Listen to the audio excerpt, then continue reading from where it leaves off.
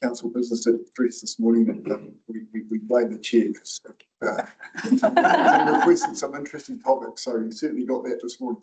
I won't hold the talking stick for too long, but we really appreciate the fact that we've got the collaboration of three very important trusts sitting in front of us today.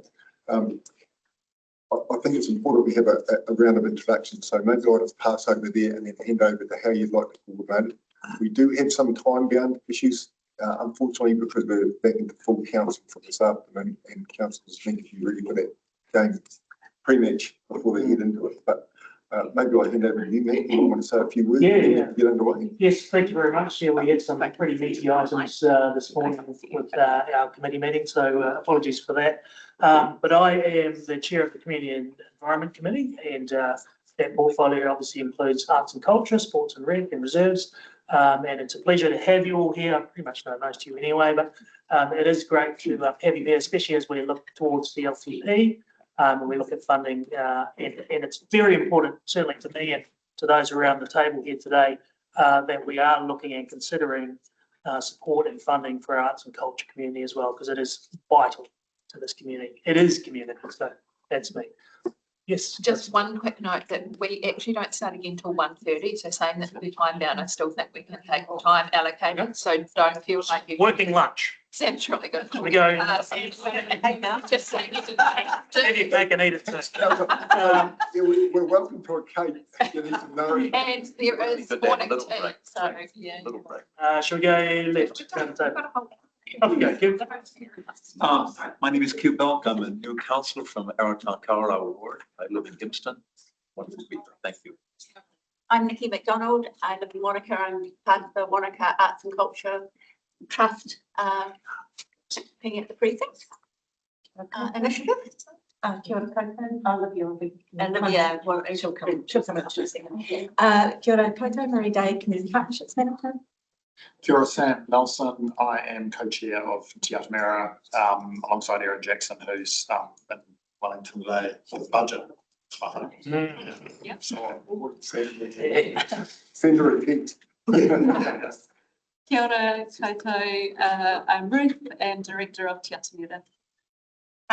Kia ora, Ko Samantha Tukulingama. I am the CEO of Three Lakes Cultural Trust. Good morning, I'm Anne Lockhart and I'm the chair of the Three Lakes Cultural Trust. Kia ora koutou, I'm Jane Peasy and I'm the director at the Lakes District Museums. And I am Darcy with QLDC, again, Parks Officer for Cemeteries and Heritage. I am Melissa White, councillor for Arrowtown Kawerau Ward. Stephen Brent, councillor. I'm not on this committee, but I'm very interested in this briefing, so looking forward to hearing what you've got to say. And Gavin Bailey, also councillor in Queensland to be. Just jump back to you. Oh, yeah. Kia ora koutou, I'm Olivia Edgerton. I'm the project director of the Wanaka Performing Arts Precinct. We might want to do online. I'm not sure. Councillor Mitchell. Yeah, sorting out. we're just trying to sort out. I'll just say we've got Ant Howard, who's the chair of the Wanaka Performing Arts Precinct, who's joining. Thank you. Yeah. Can you hear me? Yes. Yeah, good. Morning, everyone. Well, the dream team here. It's great to have you all with us. Yes, I'm a Queenstown Wakatipu councillor and a member of this committee. So it's great to have you talking to us. Thank you. I'm coming at you from Wellington on other business. Thank you, Ian. That was John. Oh, that was Thanks, Mr. I didn't realise that Ian got on as a councillor. So, Had a long session this morning too. so hopefully this will be more exciting. Kia ora koutou. Sorry. It's just on that side. Wait, no. Sorry. Good. No, that's okay. I'm just going to kick us off with a few words. I just wanted to reflect on the fact that the people in this room have been amazing partners to alongside council to try and grow the creativity, culture and heritage sector within our district. with a district that is experiencing immense growth and change. We recognise how important it is to hold on to what we've got, but also to really build and grow a sector that has huge potential economically, but huge potential to support community wellbeing, connection, social cohesion. And I just really want to reflect on the great relationship that we've all formed over the last few years and that we continue to build on. And we're really keen to hear from councillors about how they see the future of this sector being supported, how we do that in a sustainable way going forward. So really keen, once we've had the presentation from the group, to have a discussion and hear from councillors about your thoughts and that side of things. Thank you very much. I'll hand over to Sam to kick us off. Right, thank you. Thank you very much for having us today. Thank you for the introduction. An opportunity for us to provide an update on progress against the Tūmaka Tākata Creativity, Culture and Heritage Strategy for the district and the 10-year implementation plan. This is a community strategy that has been created in partnership with QLDC and partners, unanimously endorsed just less than 2 years ago at this very table. I'd first like to take a moment to thank the councillors who have been on the journey with us during its long development and its endorsement, and to the wider QLDC team for working so closely alongside us in partnership. We really are turning strategy into action. Today, as partners and stakeholders, we will weave together updates, shining a light on progress and momentum that is well and truly underway. As you all know too well, Queenstown Lakes is growing rapidly, but growth alone doesn't necessarily create a great place to live. What sustains a place over time is the ability for people to connect, support identity, and build a resilient year-round economy. The creative sector sits right in the centre of this. It's economic infrastructure and it's social infrastructure. And it is critical to ensuring that the district grows with depth, not just scale. The creative sector drives proven year-round economic value, shapes identity, strengthens community resilience and connection. Next slide. Thank you. For the councillors that are new to our journey, Tūmaka Tākata is the unbreakable thread connecting creativity to humanity. It is a community strategy designed to drive activity and investment to realise the sector's full potential. A community vision for Queenstown Lakes to be a place where the culture and stories of Mana Whenua and the rich diversity of our communities are visible, heard and celebrated, where creativity and culture is woven into our everyday, is valued and is thriving. Informed by hundreds of voices across the community, 5 strategic priorities and 5 foundations, which you can see up there, underpin the strategy and its 10-year implementation plan that sits alongside it. But this strategy does not sit alone. Locally, it weaves in multiple other strategies and plans across the district, including the Economic Diversification Plan and the Destination Management Plan as well. Across Aotearoa, our timing for Te Muka could not be more right. So the 2 on the top there, Amplify, the creative and cultural strategy for New Zealand, was only adopted last year, and it marks the first comprehensive, action-oriented, whole-of-government creative strategy that New Zealand has seen in decades, pivoting heavily back to economic and export goals. The next one is the Creative New Zealand, who's just released their long-term strategy only last March, Te Mea Rā, serving as a blueprint for how the arts and cultural ecosystem within New Zealand is funded, decentralised and sustained over the next 15 years, implementing a significant shift in the way regional funding is distributed. We are well positioned to take full advantage of this strategic positioning. Next slide, please. Thank you.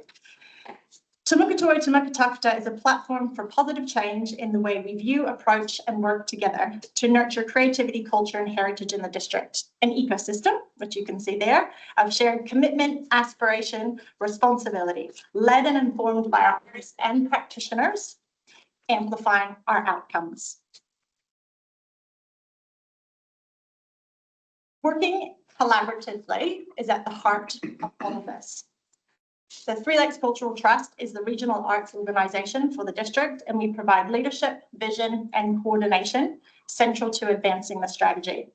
There is a steering group that sits around the strategy, and this year it has expanded to include the Tourism Bureau's film and economic futures as well. Our governance at Three Lakes Cultural Trust has also grown since the last time we met, now representing accessibility and heritage. We are a member of the Regional Arts Network Aotearoa called RANA and other advocacy groups across the country.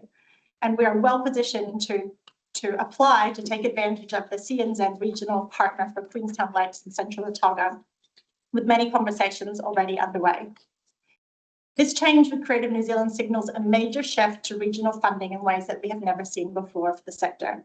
A redistribution of CNZ grant funds into regions, enabling localized decision-making. Final partners will be announced at the end of the year. Next slide, please. So while collaboration is central to the strategy's success, I'll now actually hand you over to Tarzi and Jane, who are going to talk about heritage protection partnerships and strategic shifts underway. Thank you, Sam. So I'll start off with the perspective coming from inside of council, but also working on those foundations to build the relationships external to council. I would say that this meeting did not come at a better time because everybody who was able to make it to the Heritage Roadshow last week, much appreciated, particularly the councillors. I know you guys are busy, so I'm very glad you were there. Really, that was a beautiful example of some of the culmination of the work that I've been working on, where I've been trying to shift the perspective of heritage in council, very reactive, very isolated, very asset focused, to this much more connected, strategic, cross-cultural, cross-council and place-focused goal. Just for a little bit of context, my role was adjusted in 2022 to include that heritage aspect. And at that time, the strategy that we're currently working with now did not exist.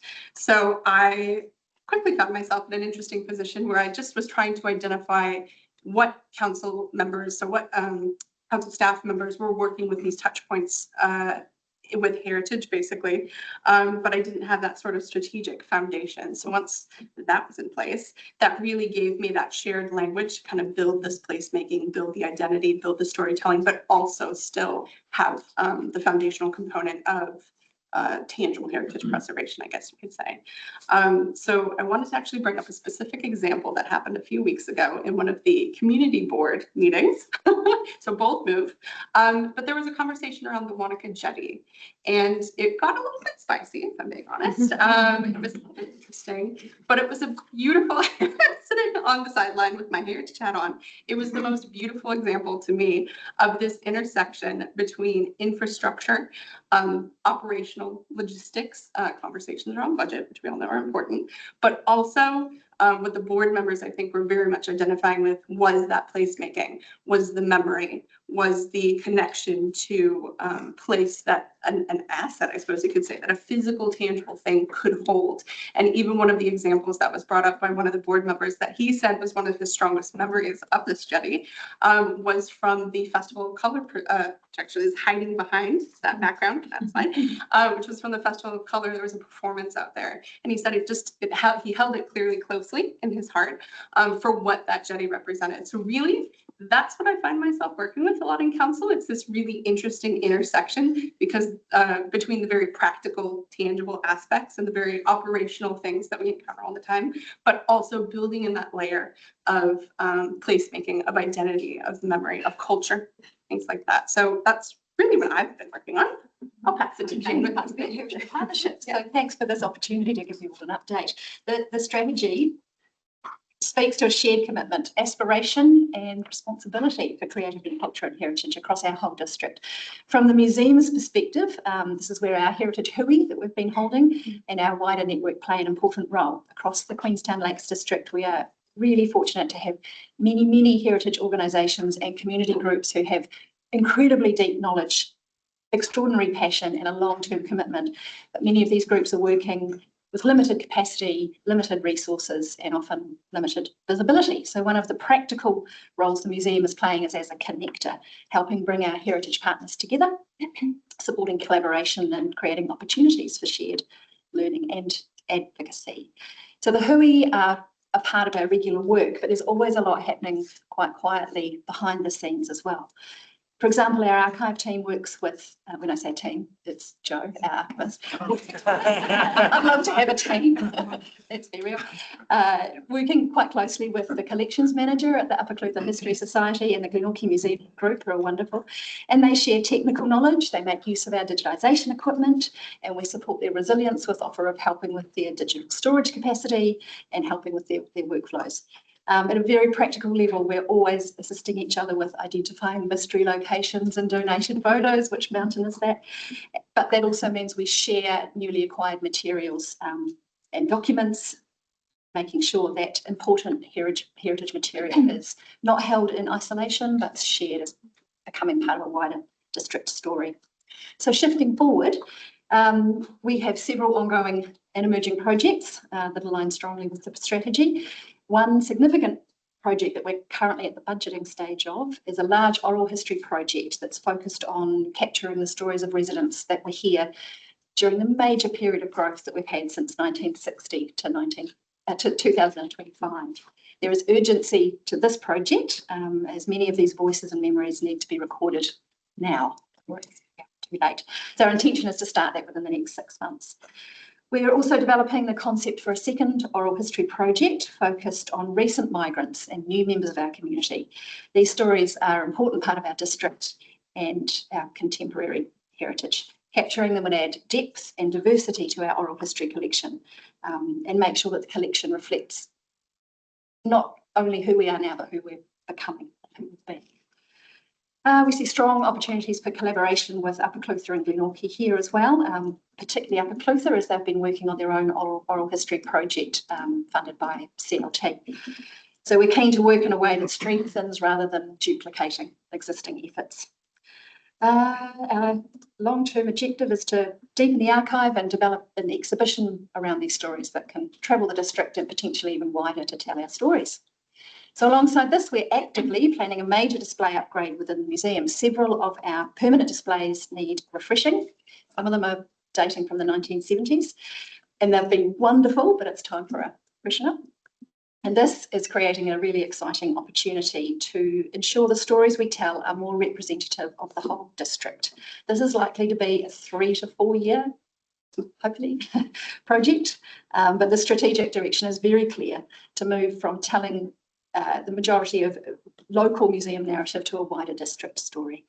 So through this work, we're committed to helping deliver the strategy by protecting our taonga, telling our stories, connecting our heritage partners, and advocating for the value of protecting that heritage across the district. Thank you very much. Shifting to the next topic, arts and culture are foundational community services. They shape how people live, connect, and belong. When people feel seen, heard, and that they belong, attitudes to everything change. That sense of belonging is the social glue that allows the community to navigate growth without fracturing. It is also the social plumbing. Just as pipes carry water to keep a city healthy, creativity, culture, and heritage carry the social cohesion that keeps a community from clogging with isolation and mental health issues. I'll hand you over to Ruth from Te Ata Mira, who is doing this work every day. Thank you, Sam. So as Sam highlighted, and through Te Mukatoi, Te Mukataka, creativity and culture are part of the social infrastructure that helps communities thrive. Connection and belonging do not happen automatically in fast-growing communities. They require intentional places where people can gather, participate, and feel seen. As highlighted in the Helen Clark statistic in the top right there of that slide, one of the strongest protective factors for social cohesion is places where people can meaningfully connect across differences. And we know that this is the role that Te Ata Mira is playing every single day in this district. And we know that impact is real. We see and feel it every day through the people who come through our doors. Through our PO, Art for All, accessibility, affordability, outreach, and inclusion remain at the heart of what we do. We are a civic gathering place, a tūranga waiwai, a place where people across generations, cultures, and backgrounds come together through creativity, learning, and shared experience. And this work is growing and happening at scale, despite Te Ata Mira being only 4 years old. Actually, please do grab a copy of the Lakesville Weekly Bulletin, where we celebrate our 4th birthday last week. Every week, more than 2,000 people come through our doors. And each year we program more than 200 low barrier community opportunities, including our community nights, exhibitions, workshops, and creative gatherings. Alongside more than 200 education sessions for schools and young people and adults. This term, we also launched a new program specifically for teenagers, creating opportunities for creative expression that schools don't often have capacity to provide. We host thousands of bookings made up of workshops, rehearsals, exhibitions, performances, community meetings, and outreach activities. And importantly, we can respond quickly to community need as it evolves. So we recently heard at an interagency meeting that our region now has the fastest growing Māori population in the country, alongside a need for Māori spaces here in the Whakatipu. We responded quickly by creating a kaitahu-led program for practicing conversational te reo Māori, and that's beginning in July. This is Heartbeat of Community in Action, strengthening belonging and connection through shared experiences. Our landlords have also acknowledged that Te Atamira has brought real livelihood and vibrancy into Remarkables Park, reflecting the wider ripple effect that arts and cultural infrastructure can have within a growing urban environment. And what is really exciting is the cross-pollination that happens through all the interactions at Te Atamira. At grassroots level, we connect people to opportunity, employment, and collaboration. We currently have artists who met at Te Atamira a couple of years ago who are representing and supporting the Venice Biennale. We have artists whose work commissioned at Te Atamira is now travelling internationally. We're connected through our partnerships with our artists and festivals globally. And aligning with Te Mokotoi and the strategy's commitment to outreach across the district, we are continuing to grow partnerships beyond our walls. Just yesterday, I was in Wanaka, forming our partnerships there to support extending our wonderful community nights that have such huge impact. That program, we're going to take that into the Upper Clutha, alongside growing our regular outreach programming into Glenorchy. So combined with the Lakes District Museum, the numbers through our doors tell us that our spaces really are essential community infrastructure. Places to connect, express, reflect, and belong. And there is so much more. It feels like a really exciting time to be working in our sector, specifically in our region, with such huge potential for growth. And we're proud to continue working as a collective across the sector in alignment with Te Mokotoi to help realise the vision that Council has already begun supporting for our region. Thank you. Thank you, Ruth. And if anyone has been in Te Atamira at 3:30 on any school day, it is buzzing with people. Okay, well, move on to the next slide. Thank you. Okay, so supporting every creative pathway. So building capability and supporting pathways is instrumental to a thriving, well-functioning sector for the future, ensuring sustainable careers and growth. And much work is underway in this space. Next month, we will actually deliver our 14th funding series workshop, working in partnership across sectors, supporting fundraising and funding capability. We have Three Lakes has delivered multiple workshops from financial know-how, technology upskilling, marketing, copyright licensing, and much more. Last month, we were thrilled to launch the 12-month pilot program called The Learning Space. If you haven't heard of it yet, it's an e-learning portal designed for creative and community groups, providing 10 topics of learning alongside video tutorials, resources, and toolkits. So you can do this at your board table or in your home in your pajamas. And in the first few weeks, I think in the first 2 weeks, we had 120 people sign up across the community actively using the portal. So we've got that for a year, which we're really excited about. Next month, we have more capability workshops as part of the Creative and Cultural Hui. plus our first Pathway to a Creative World event, which is an evening at the Wakatipu High School where we are exploring creative industries. I think last count we've had 200 people sign up for that already, which is really exciting. So, and that invitation extends out to Mount Aspiring College, all the primary schools, and anyone in the community who wants to go, looking at real examples of creatives thriving here in the district. Yeah, and so that's from our capability, but I know Jane, you do a lot of really good education programs, so Yeah, I could talk about this, but I promise I won't. Our education program is the most direct way and practical way that we contribute to this goal in the strategy. Each year, thousands of tamariki engage with local history through our education programs. They learn about, among many other things, migration, identity, environment change, local stories, how our district has developed over time, and lots of other things. Whatever the teachers come to us asking, we can develop programs to deliver that. The program is primarily funded through a hotly contestable Ministry of Education contract. Any shortfalls subsidised by the museum because we absolutely see this as core to our role and purpose. In recent years, we've made a deliberate shift towards more outreach. Our education program manager has taken programs to most primary schools in the whole district, including outreach over to Wanaka and Mount Aspiring College online programs, which removes travel costs as a barrier to the schools attending the sessions. All of this is provided completely free of charge to schools within the QLDC area and at minimal cost to schools outside as well.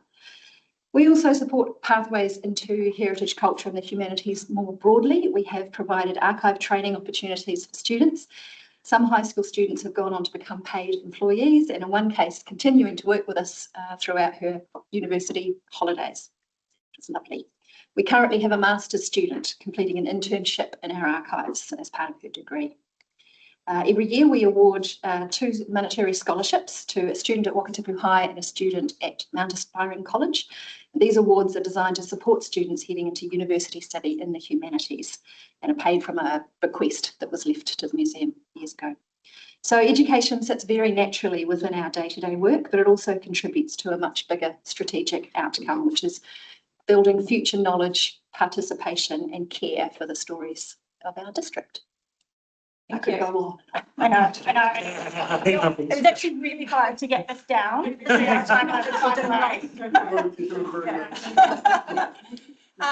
On that note, Tarzi, do you want to build on what you're talking about before around internal training going underway? Absolutely. So I mentioned that we're just gonna do away with the speaking points because I do better improvising.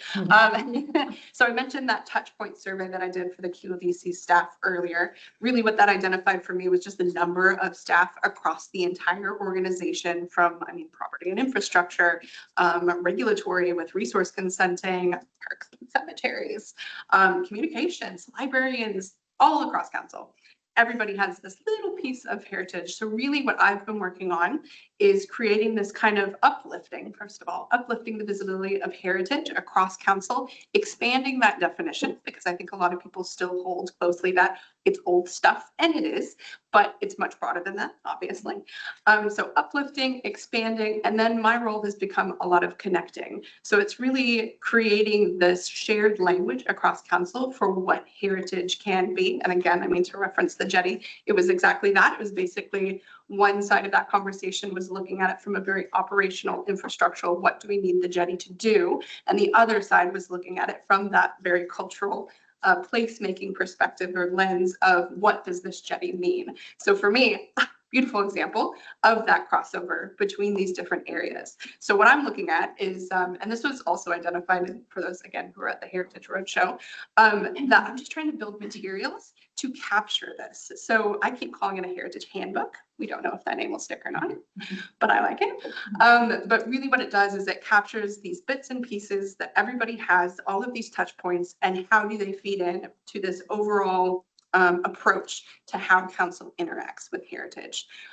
It's in the works, which is why it sounds ambiguous, but the idea being that it really does, again, make it very visible, internal to council, but then also external, because again, with the Heritage Roadshow, I think we could do a lot more kind of production of resources for individuals externally as well. So, even supporting people who have heritage properties that they want to upkeep, things like that, because we do have the Heritage Incentive Grant, things like that. So it's really creating these resources internal, but also external. And I think that feeds into a lot of what our heritage partners, so the Wakatipu Heritage Trust, all of our historical societies, they're all looking for that level of kind of support as well. And that's something that we can provide. So I'm looking at that basically. I've been working on. Thank you.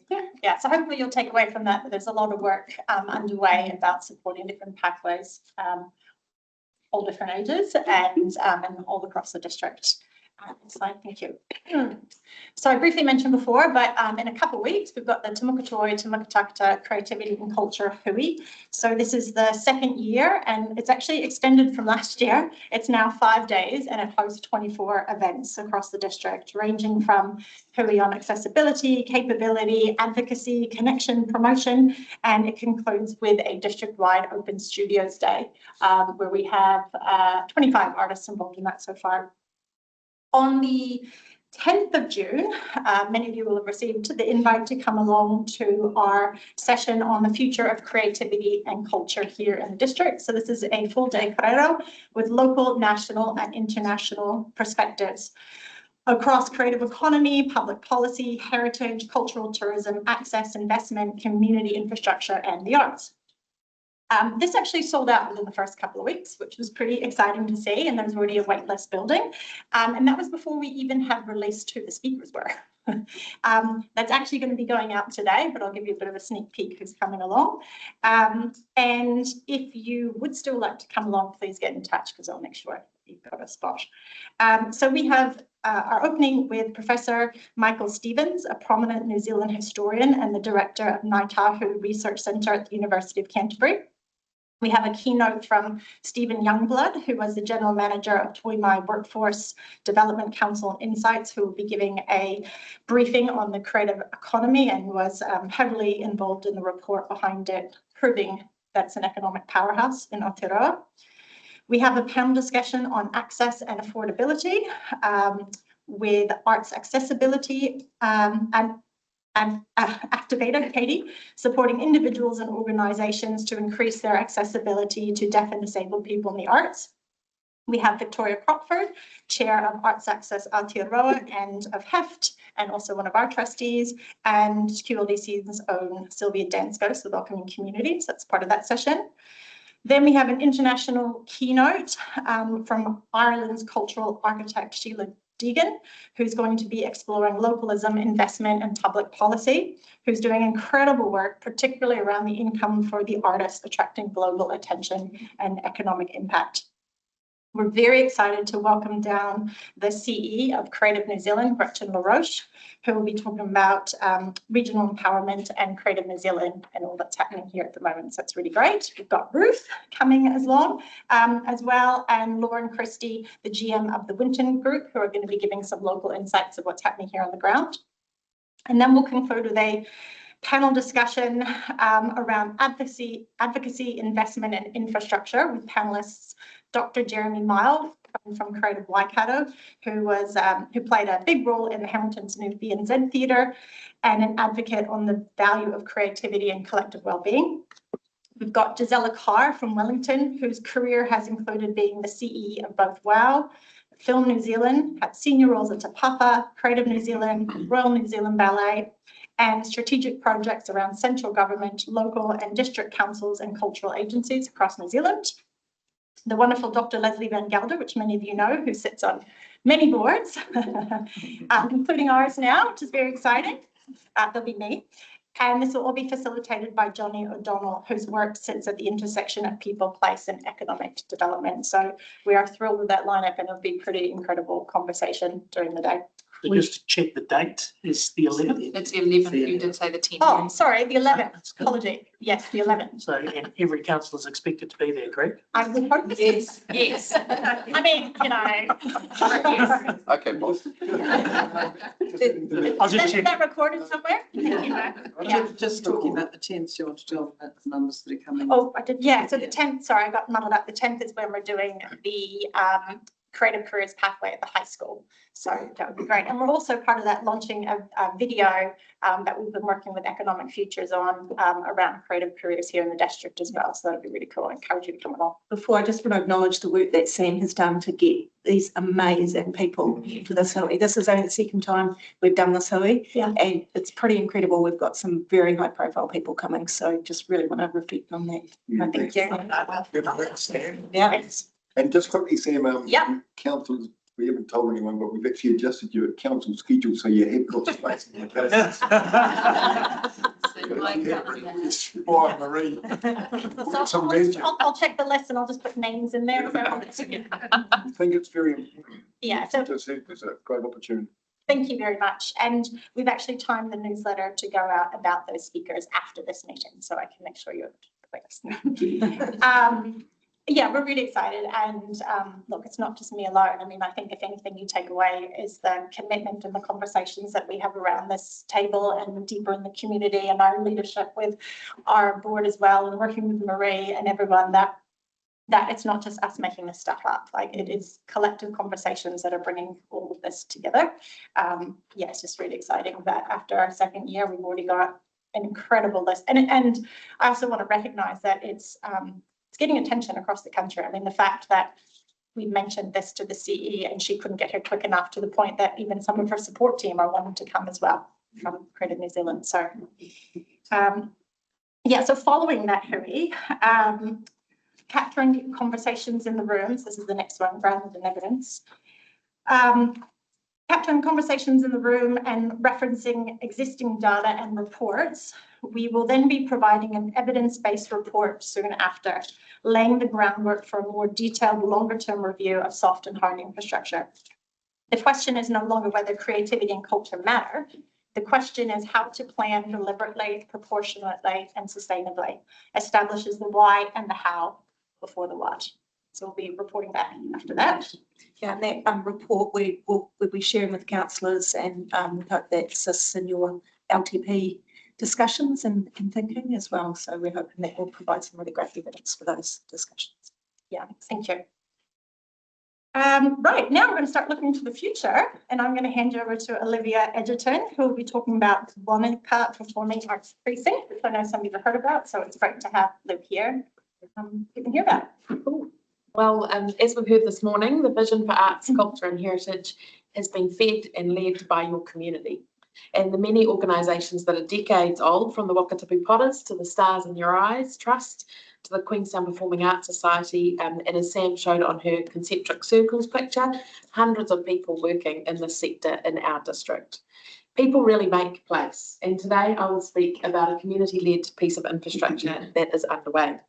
We don't build infrastructure for its own sake. As we've heard today, we build it so people can live and work and play and recreate and connect and live their best lives. The buildings are the stages and the gathering spaces. It's the hard infrastructure and the physical focused space. It's also aligned to the soft infrastructure, the programs, the festivals like the nationally recognised Festival of Colour, the volunteer ushers, the kids stepping on stage for the first time, that what brings the place to life. And we really need both. Decades in the making, the Wanaka Performing Arts Precinct is the key piece of hard infrastructure for our district. It's currently in feasibility and establishment phase, and from what you can see on this slide is what we intend to do. A regional cultural anchor, fit for purpose infrastructure for performing arts, festivals, gatherings, an opportunity to reevaluate civic space and also accelerate the economy, finally with spaces to hold events and conferences at scale. It's a place to grow creative talent with spaces, education pathways, amplifying what already exists, and an opportunity to be a centre for regional excellence. And this is what is in the Amplify Ministry of Culture and Heritage strategy. They're looking for regional centres of excellence, and currently we carry the space as the district that's second most creative in the country, with the least amount of infrastructure. It's also bringing about world-leading experiences for our district, raising the profile as a world-class destination that it's already recognised. I mean, I don't think many of you know, but people come back from all around the world to present the festival and a number of activities that happen here for the love. It honours and celebrates our kaitahu identity, giving mana whenua a narrative that's home, and rolling in practices into the design itself. And finally, it's an integrated cluster, an intergenerational vision. And if we've learned anything in the last decade of investment in arts and culture, more than $10 million has been invested into all of us over that time, more than any other economic line, shall we say. It's shaped and led by our community, but it only works when it is in an integrated development. So previously a performing arts centre was mooted about 5 years ago as a standalone, and we know that in long-term sustainability will not work. So why now? Because many of the existing venues are running out of road, basically. The Lake Wanaka Centre and the Wanaka Library are approaching end of life. They haven't evolved with modern standards. They fall short on accessibility, on acoustics, and they are incredibly expensive for our local community groups to use. Local arts groups continue to work around the broken infrastructure at its extreme cost, as well as competing for space, which is now at a premium with the growing population. Touring performers are bypassing the district entirely, and as the slide reminds us, 63% of New Zealanders agree that the arts are good for their mental health and well-being. So we know what's at stake when people can't access them. And in the Creative New Zealand 15-year plan, it talks about regions being able to access at the same level as if you lived in a main centre. So Council's role really here has an opportunity to be an investment partner, not sole funder. Like its high-performing and valuable relationships with Three Lakes Cultural Trust, Te Atamira, the Lakes District Museum, funds go very far when given to us and are often matched at least fivefold. Step one has already been completed and well documented through, there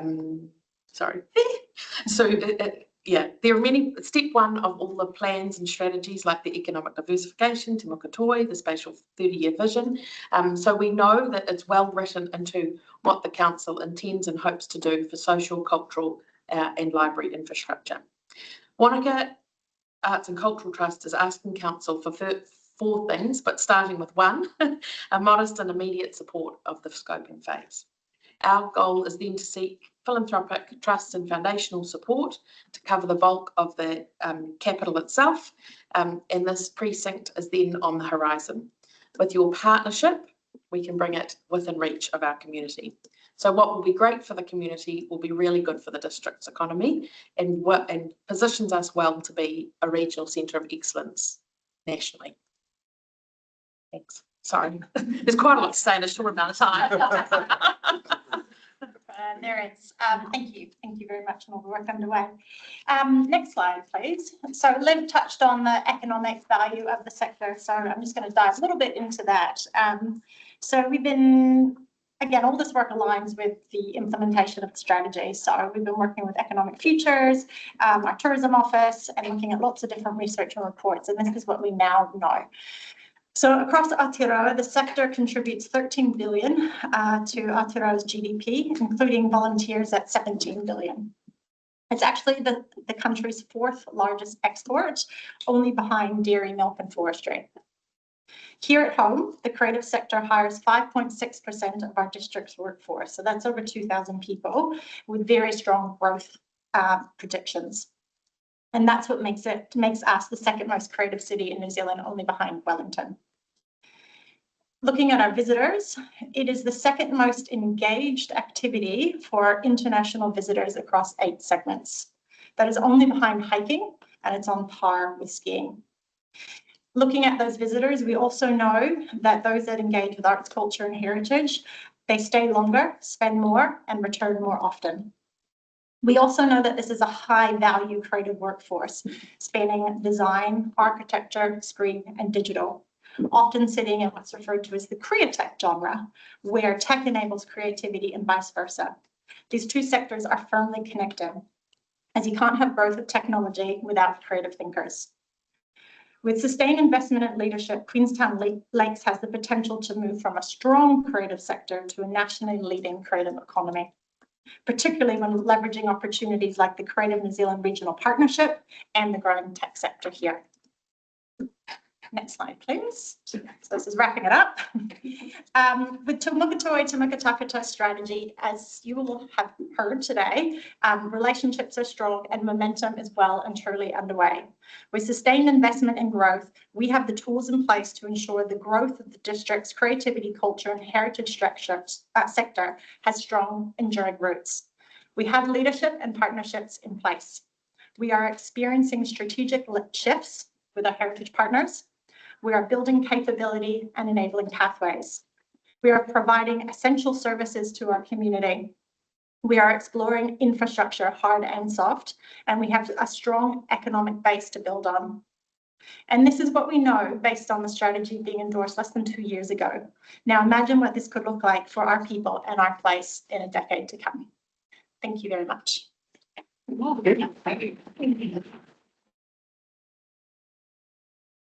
Right. Next. Any questions? I've Point? got a point to make. Am I chairing? Who's chairing? You're chairing. You're chairing. Am I chairing? You're Okay. chairing. Well, I've just got a statement to make, and it just, everything you said today highlights, and social cohesion is what I'm picking up quite astoundingly. But I think where we've been as council is we invest in hard infrastructure because that provides safety, whether it's roads or it's pipes, clean water, etc.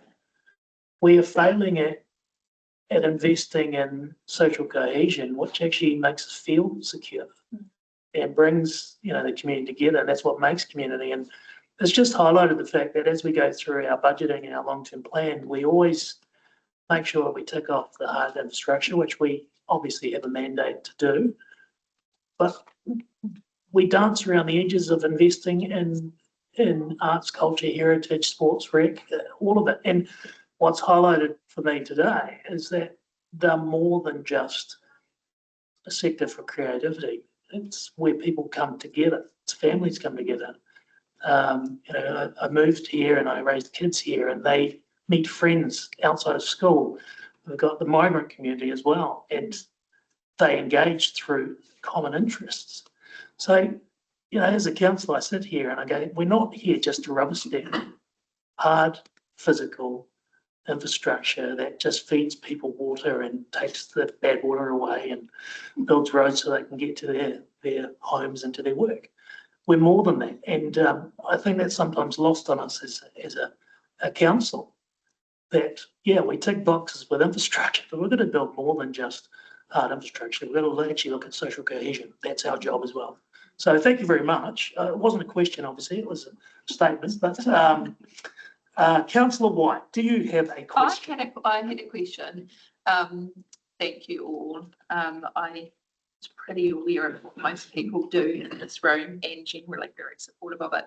I guess my question is, and it's so good to have you all in the room all at the same time, is because I guess how can we help going forward? And I guess the question is the report that's going to come to us, is that going to have kind of everyone's asks requirements, but in a couple, because you've all spoken so well together today, but in terms of a district-wide strategy of how we are going to most enable the other work that's going on, because that's really what we're looking at, isn't it, in terms of funding. So it might be to you, Marie, that I'm really asking, but if I can jump in. So I think that, the idea behind the report is to really set a bit of foundation of information and knowledge about what's happening in the wider sector at the moment, what data is telling us. We're hearing from some pretty impressive people who can share their thoughts and knowledge, and we just want to bring that together into a report for elected members to really use and consider when we're talking about investment in a broader sense, whether it's in hard infrastructure or whether it's in programs. One of the challenges, I think, will be the operational conversation that councillors will be having around the LTP. And at the moment, when we talk about investing in the sector, everything is done through a grant. Definitely one of the conversations I'll be bringing to the table for councillors to talk about is what is a more sustainable investment model look like, so that we know what the next few years looks like, to ensure that these partnerships continue to evolve and grow in a coordinated and effective way. We don't know what's coming with the proposal from Creative New Zealand around the regionalisation of funding that hopefully brings a huge opportunity for the region and for Three Lakes, particularly putting their hat in the ring as a key agency. So really, we'll be bringing together some of those key current elements in the report, but I've also talked to the team about, and we'll work on the report alongside Three Lakes and the rest of the partners to ensure we answer some of those key questions about the sector, but also probably put forward some recommendations about other research that we could be doing. So, for example, we know there's a need to do more of a deep dive into the need for arts and cultural facilities in the region, which we've talked a little bit about here today, but we need to look at a bit more of a 30-year probably infrastructure strategy, but just looking at that sector. So likely what do we need to do around that kind of investment? There's kind of two buckets. There's the age-old, we're a very emerging district, and so we don't have anything that can be retrofitted. So we're not having. We haven't got any old municipal utilities or anything. Which in some ways is beautiful because the technology and innovation in the last 10 years or 15 years is amazing. So we can actually capitalise on massive global projects in Australia and America to inform what we can do. The biggest challenge is the operational side, and there's only two major funders that fund ops in this district, and they are under increasing pressure. One has very limited ability at the minute, one has a bit more, but there is, every time you guys invest $1, it's about a $5 return that gets added to that dollar. So if say $3 million came into this as an investment, so about 5% of this committee's 57 million operational budget, you know that what it's actually doing is attracting a whole lot more money. And the challenge is that when you're working the sector, you are hustling all the time, and it gets to a point where it's exhausting. So I think you get a lot more for your dollar that you spend into this sector than you do anybody else. And I've worked across a number of sectors, so I can say the investment is huge. So I think it's more, you've got to think about it in two buckets, given some of the key markers and information we now have, we're really well poised to make some good decisions, but the investment is definitely needed in the ops.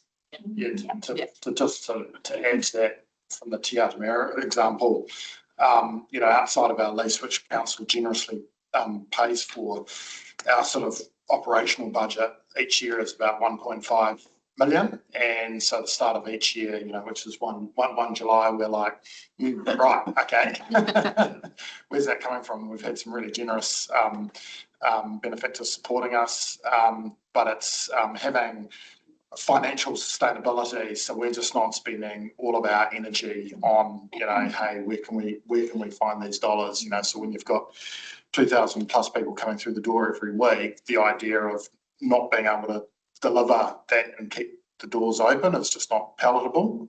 But that's on the OPEX side, that's where we need support.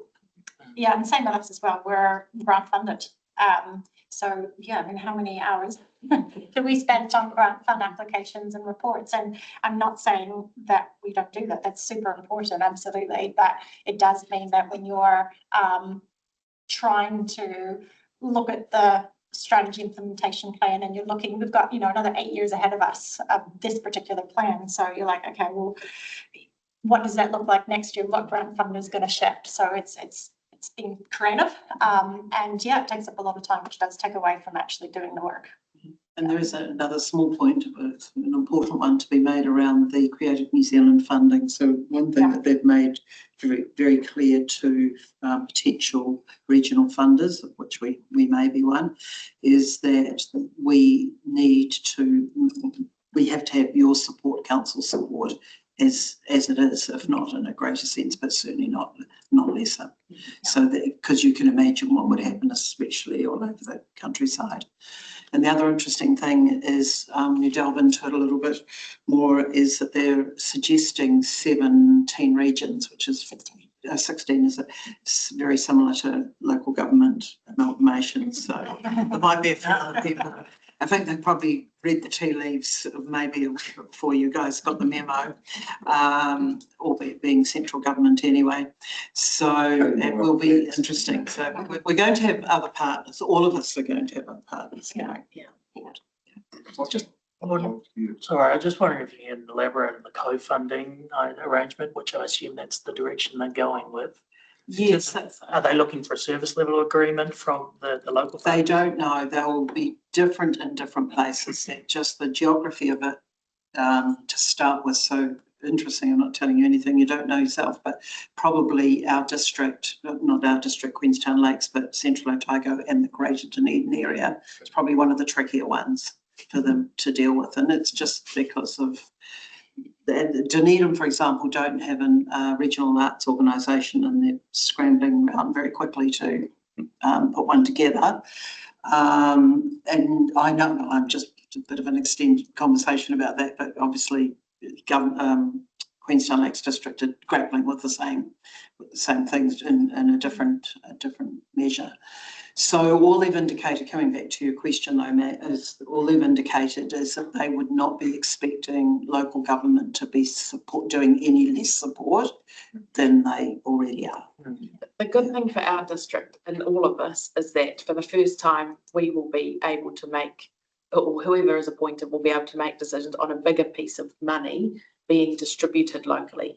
So it means, because at the moment there's only, I think, 3 groups that are getting CNZ funding in the Queenstown Lakes District, and it's a very small amount of money really, because the competition last year, 86% of groups and organisations did not get funded because there wasn't enough money, 86%. So the envelope hasn't grown in 20 years, and they've had a huge change in leadership. So it's just that there is quite a lot of change rolling through there at the moment. Yeah, and this isn't signalling more money from Creative New Zealand. It's putting it into the regions so the regions can make decisions on how best to distribute that money. So it's sort of guaranteed grant funding within the regions, which is really exciting. And because of the momentum of the strategy and the partnership and the, I guess, noise we're making, it's been pretty incredible how many people have reached out to us just to say, have you put your ear on? How can I help you? What can I do? Like, it's been pretty humbling, hasn't it? So yeah, and it's moving quite quickly. So the EOI went in this week. We find out in a month's time who's going to be requested to do a proposal and decisions made by the end of the year, and then the regional funding in communities by the start of next financial year. Just one thing to note, Matt, and the team, we've clearly got some serious horsepower at that end of the table. But when you read through the CNN stuff, it actually references Wellington City Council, as Olivia's just noted, who are, number one in this space, have actually noted they will be adjusting their LTP investment. They're reducing the budget, I think, is it 5%? 5%, yeah. 5%. And the reason that the CNZ is looking to go through a trust or a cornerstone partnership arrangement, that was actually flagged. They acknowledge in the current environment local government's facing, the vulnerability around certainty for funding, could be a compromise. So hence the EOIs, they're not, councils could have applied, but they've actually encouraged, the sort of partnerships that we have there through the Three Lakes Trust to be one of the lead agencies. And so, it just again demonstrates there's some surety being sought in a currently really changing and dynamic environment, which leads back to your point, Melissa, around all the answers you got to your question and how do we make sure, I think even here today, we do have a couple of apologies, but genuinely, I think in the short time I've been alongside this sector, we often find ourselves in a conversation of competing interests against, but they get that and they get that. And what you're seeing now is a more mature, how do we actually just take forward a genuine conversation so council's well informed of all the moving parts, everything about the challenges, the grants. There's not many sectors that we have a full sector currently just sitting there waiting for a handout on a grant system. You look at sport, you look at environment, look at the weekend with the 79 million, commitment back into Wildlands. There's a whole host of stuff that does have cornerstone commitments that sectors can just get on and actually deliver the services rather than spend administrative time going cap in hand trying to get a few grand to keep the centres running. So that's the challenges are not going to change, but what you see in front of us today, and we've seen it firsthand, is the opportunities to strengthen the way we link into these agencies and walk alongside each other. And I think, you know, you add to the fabric of change, lotteries have gone back to a model of, you know, pretty much a national rollout. To get funding in this district, it would definitely need to be joined up, would be my read of it. You know, you're going back to the good old days when they wanted to build a new stadium on the waterfront at Auckland, get some lotteries funding. So, you know, there's a whole range of stuff to fabric through, weave through that fabric of change. But actually what we've demonstrated with this is the opportunities to actually turn that into a real opportunity, a positive, to work with some serious partners and horsepower about how we take that forward. And we have a part to play in that. Thank you. Ken, I wouldn't mind just saying as well that, yes, we're all here at the table as well, but we're also connecting across the country. So our partnership, our membership within the Regional Arts Network Aotearoa is extraordinary. You know, opportunities for us to learn, hear how other peoples are navigating. It's a very open place to have conversations. So it doesn't mean we're navigating this on our own. You know, we're learning and listening and connecting in with our partners across the country as well, which is really helpful. I mean, I think there's also real opportunity for the council to look at some of the very big partners that you work with and say, we're coming in for this and the sector, you know, needs this. And how are you, where is your social responsibility? Because there are some big bills that you pay, and there is an opportunity to say, you know, we are colouring, bringing the colour to this place. And it's the reason people will want to stay. It's the reason people have wanted to come here. But as you look at like the piece of heritage review that the Lakes District Museum are doing about, you know, the last 60 years, if we keep going like we are, we won't get the next 60. And so I think it's also how can you leverage the relationships you have around the social responsibility in this region, especially for some of the national providers. Yeah, that's a bit of my point, 2 cents, yeah. but I think Sam mentioned it. Was it Sam or Ruth? Ruth mentioned about the Helen Clark Foundation's latest April report. You know, you dive into that pretty much mirrors what you've just put on the table. Yeah. And just to add to that, the Helen Clark Foundation have just reached out. They're reaching out to all councils to ask how much we invest in specifically art galleries and museums. So they are going to do a report on what that looks like against council's overall spend. So they will be reporting nationally on that within the coming year. And so we're just providing them that data through Lagoima in the next couple of weeks, but it's quite low.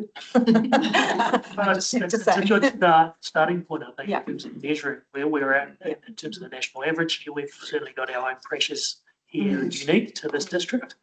But I think it's a case of, are we aware of how we sit amongst the national average? And maybe there might be some shame factor in there, but so I can probably give you a little bit of insight on that. The Trust have been talking on and off with the foundation for a while to do some research about alternative sources of funding. And it just so happens that the gentleman that reached out to you is the chair of Te Papa and also the chair of the Auckland Art Museum. So he's very much in that space. So this is going to be an initial project for them. And the Trust, we've already been in discussion with them saying that very thing, is that we don't have a lot of galleries, so we're not a good testing space there. But they're certainly looking at a model in Australia that's used in Australia around funding. We know from 18 months ago, the data that on average council spent between 38 and 72% on infrastructure to their arts and cultural centres. So that's the current remit, depending on where you are. And that piece there is really interesting because we've been challenged in recent times through council to start looking at how we partner for ways for different investment through social infrastructure and that impact investment you're now starting to see globally, Canada and others. You know, we really do need to understand that and report that back to this table. Yeah, the best practice elsewhere. I also know that you've probably thought long and hard about philanthropic funding and third-party funding avenues. Have you got a really clear picture on the way forward? It is in the difficult basket, I would have to say, philanthropy. Our friend Stephen over here will probably talk about that. He's the chair of the Wakatipu Foundation. It's an art form in itself.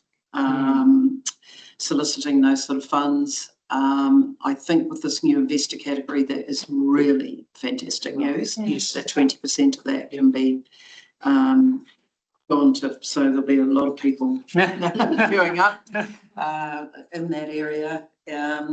It's probably, to tell you the truth, not the first port of call. No. In terms of trying to, you know, because it's often for us, it's day to day, week to week, year to year at the very least, funding. So you're looking at grant funding, you're looking at sponsorship, you're looking at other avenues of doing it, and then philanthropy. You know? So, I mean, the challenge is that New Zealand are very, in a very early stage of understanding philanthropy. Yes. We think you've got to be super rich to give. People don't realise that if everyone who has a professional job gave up one coffee a week, $250 could be given to a charity of choice. So we're in the Arts Foundation have done a great job of maturing everybody's understanding of giving can start at a kind of a coffee a week. But, you know, we're also in the biggest shift of generational wealth. And what the wealth that's shifting is also going, you know, into different things.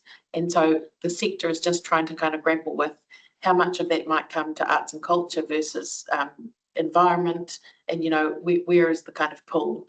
And so New Zealand is in a very early stage, and in the last 2 years we've been hampered by the reduction in funding that's come through government, local and national, and the fact that the government hasn't, because of the way it's currently structured, hasn't sort of built economic confidence. So we haven't seen a lot of the sort of usual people who would consider giving with a bit more are sort of keeping tight on the bootstraps. So we're in the middle of a bit of a kind of semi-crisis in the philanthropic world. The difficulty with the Investor Plus visa at the moment is there's no one to chaperone that funding. A lot of the people who are dealing direct with the investors don't always have a philanthropic background and don't understand kind of the chaperoning and cultivating and how that goes. So that's a bit that I think there are a few people who are working on how. Mind you, it's early days, and I'm pretty sure places like community foundations will be leading in there, won't you? Jennifer Belmont's been talking about. Yes. She started. Yeah. New Zealand just needs to catch up. Yeah, we have to catch up. And what I'm saying is that there are the efforts to do this. You know, that's it. Yeah. I'm just going to check if anyone on. John did have his hand before, but it's got it down. Oh, sorry. Can you hear me? I did have it up. Yes, sorry. It looks like the camera's not working. Not that you need to see me.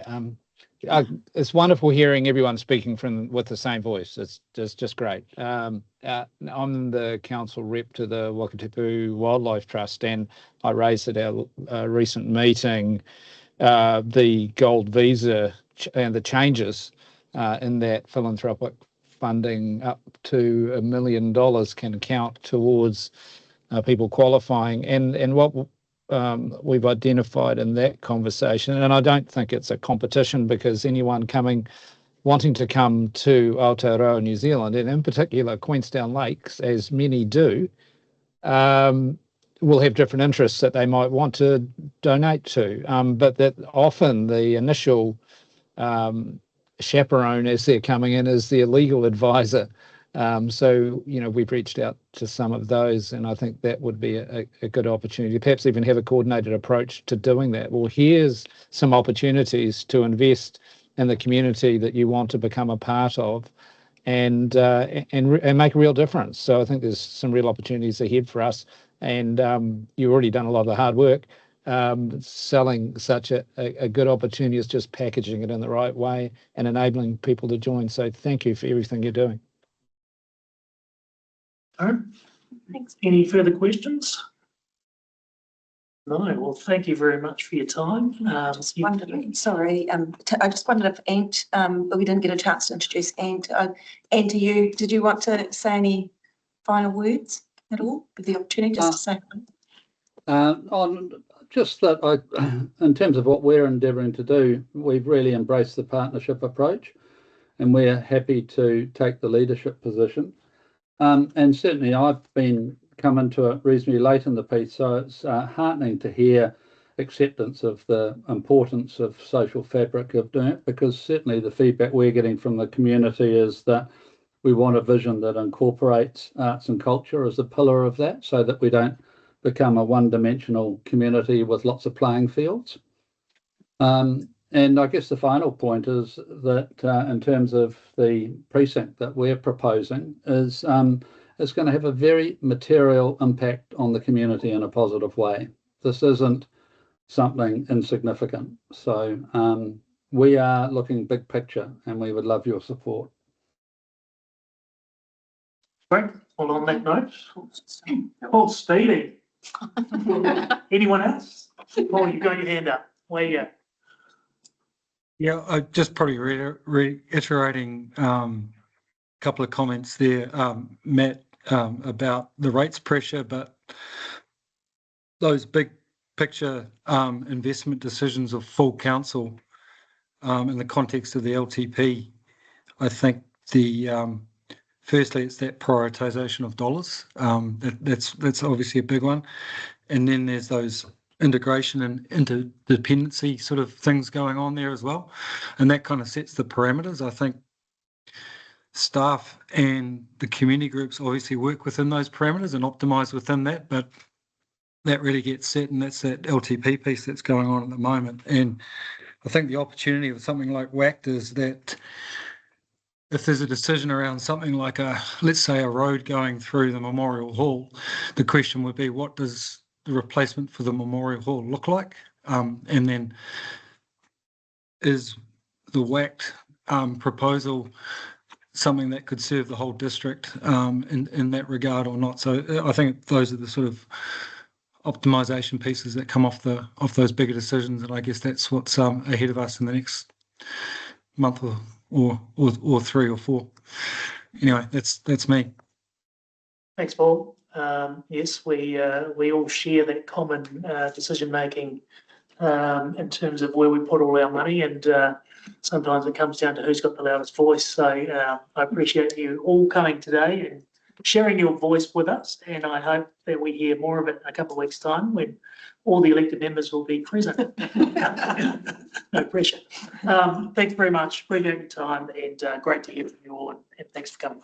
And please join us for. Yeah, thanks.